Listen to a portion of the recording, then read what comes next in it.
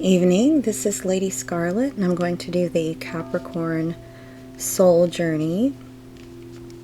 We're almost to the end of the soul journeys, you all, and this one got me a little emotional as it is my oldest child's sign, and I wasn't necessarily thinking of him as I was shuffling the cards, but as I was doing my interpretation of them, I began thinking of him, and it made me very emotional because of what I know he went through. And so if I get a little choked up, I just want you to know why. It's because I was very much thinking of him as I was thinking about his journey. So if you hear me getting a little emotional, you'll know why.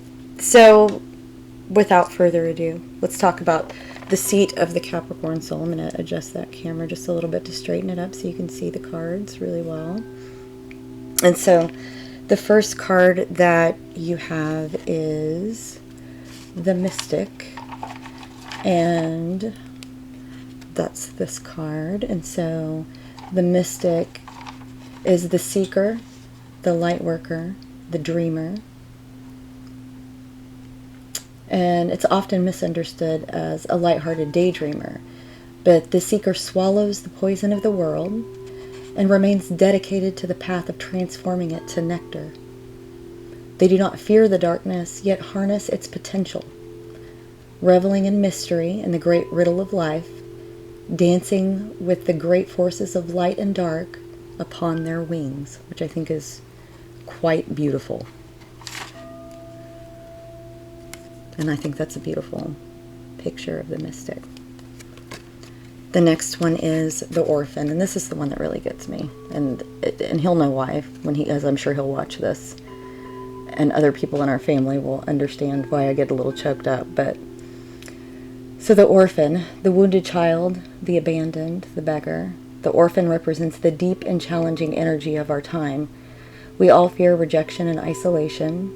What has been rejected is quite possibly what is most needed, dear one.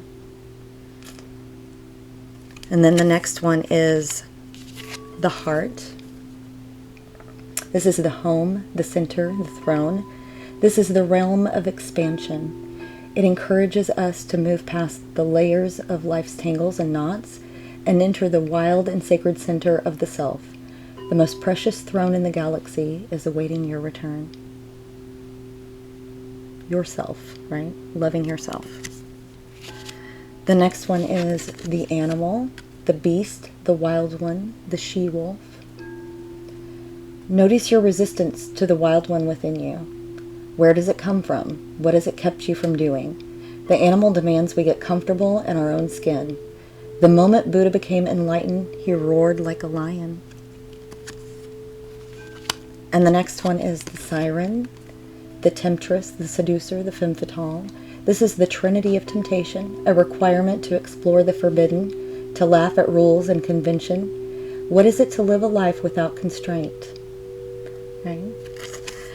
And the advice in which to go on your soul journey from our spirit guides, angels, and ancestors is Whispers is the first one. And it says, tune into your soul voice. Your mind and heart are expanding to hear your soul voice. You will be finding it easier to interpret and understand the vibes of your soul through how you feel. Open the door to soul whispers by feeling appreciative. Close the door by feeling judgmental. Your messages will always be there. And the next one is Light Beings. This is enlightened soul information.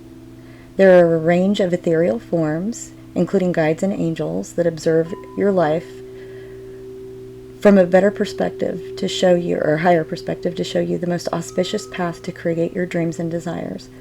Only you can decide what to do with that information. Right? So light beings. Okay. And the next one is soulmating. So embrace your soul to reveal a partner, a new encounter or deepening of an already existing union will profoundly change the way that you perceive unconditional love. right? Chemistry does not mean forever. Whatever is mirrored can intensify. Love and peace feel bigger, but so does fear and pain. Healing will help us embrace more of the love we already recognize. Right? And then divine animals. So soul companions on your journey. The same light that flows through you flows through all living creatures. Animals reflect the divine love that we are. Animals allow us to be free to be who we are.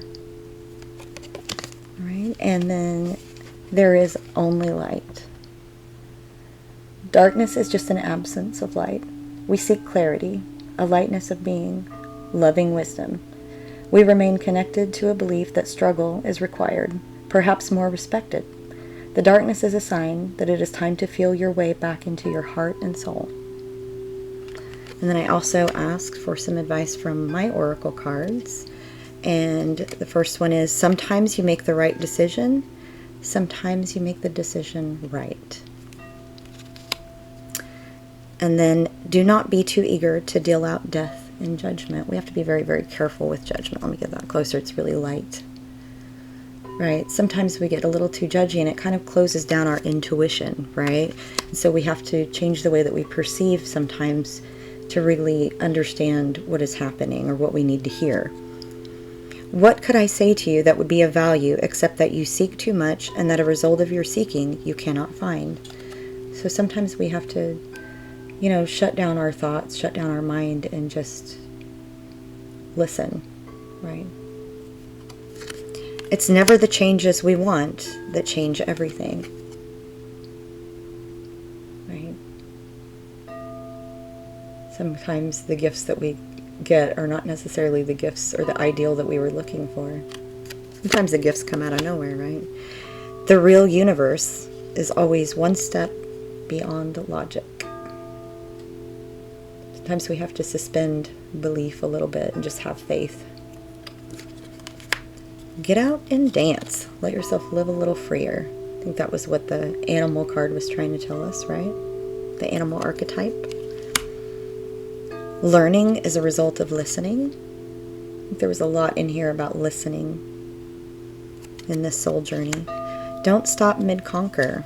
Don't give up on yourself. It's the idea of Sisyphus, right? That pushes the boulder up the hill and stops. And, if you stop pushing, what happens, right? The boulder crushes you and everyone and everything else in its path. Read and learn. So if there's, something more that you want to know about, start learning about it and don't stop mid-conquer. Continue that path for yourself. And also some of what you have gone through, may have been a karmic lesson. Some of the relationships might have been karmic connections. I did it before. I can do it again. Remember, again, don't stop. Don't stop.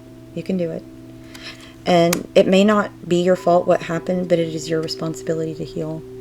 You cannot help what has happened to you, but it is your responsibility to heal and move forward so that you can live your life.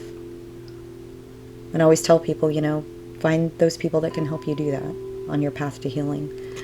I also have some of the crazy, sexy love notes for you. Nourish yourself is the first one. And it says, have you been using food to numb rather than nourish? Be honest. If so, break that pattern today. Show yourselves that you care by choosing healthy, wholesome foods made with love. Eat your veggies, make a green juice, and toast to your longevity. Cheers. And the next one is decide. It's time to make a decision. Being on the fence drains your energy. No matter what you choose, it will be the exact right thing for your spiritual path. Channel your energy, be decisive, learn, grow, and decide. And the next one is choose love. Choose love. If you're struggling with an obstacle or conflict, choose a path of love. Suffering, doubt, and frustration all transform in the presence of love. So show your love courageously. Show your love openly. Show your love with no strings attached. It's safe to give and receive love. In fact, if you have a hard time with self-love, start outside yourself and work your way in. Showing love to others can be a gateway for loving yourself. And The next one is be present. Be present. Your full presence is the greatest gift you can give yourself and others. Life is happening right now, in this moment. Today is the only day that matters. Anchor yourself in the now and give it your all. Notice the details and drink in the sweetness. Be present. And the next one is, it's time to stop procrastinating. And it says, your current obligations and responsibilities can no longer be put off. Chop, chop. It's time to buckle down and do the work. The resolution and abundance you seek requires action. Ignore any naysaying voices. Believe in yourself. You can do this. Procrastination often comes from the fear that you can't. You'll be so relieved and proud when this is behind you. Something bigger is on the way. Allow your vision to expand and be open to the form it takes. You may discover that you were dreaming too small, or that what seemed like an obstacle is actually pointing you in a better direction. The universe always has your back. Something bigger is on the way. And oftentimes when we get out of our head a little bit, a solution does present itself. And so, I think that this whole read was a lot about that sometimes we have to get out of our head, and we are oftentimes in our own way a lot. And so this read had a lot of that in there. The obstacle oftentimes is just us, and we have to stop procrastinating and make a decision. So I hope that resonated with you, Capricorns, and I do truly appreciate all the likes, shares, subscribes, and sweet comments. If this resonated with you, please like, share, subscribe, and I hope to see you again soon. This is Lady Scarlett, and many blessings to you.